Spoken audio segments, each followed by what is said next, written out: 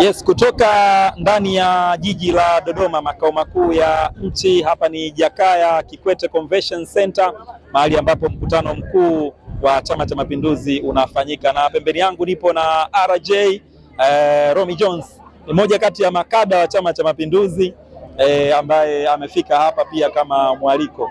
Sasa shughuli unaionaje? Kumekuwa kuna mikutano mikuu mfululizo sana mwaka huu na mmepata nafasi ya kuhudhuria karibu yote. Unaweza kueleza yapi kuhusiana na mikutano hii?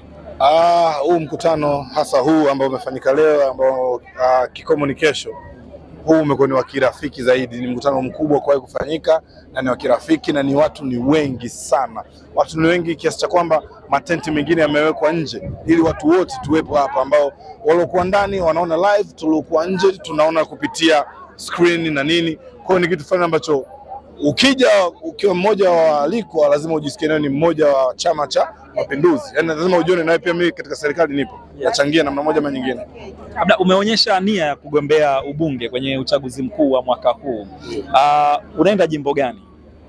Jimbo bwana, itakuwa mapema kusema, lakini ni kati ya majimbo mapya mawili ambayo yapo Temeke kule.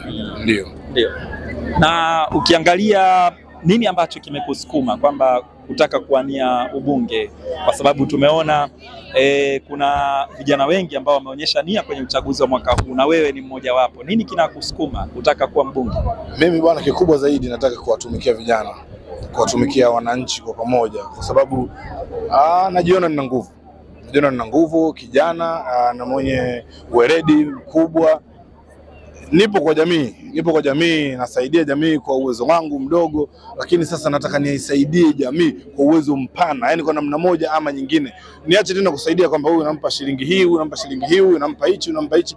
Nataka niingie kabisa kwenye jimbo moja, nisaidie. Kama ni barabara, tunaweka barabara sawa; kama ni zahanati, tunaweka zahanati sawa; kama ni yani, nataka niingie moja kwa moja kwamba bwana, sasa hivi niko serikalini, nasaidia wananchi. Yes. Asante sana na tukutakie kila la heri. Haina shida, shukrani sana. Asante sana.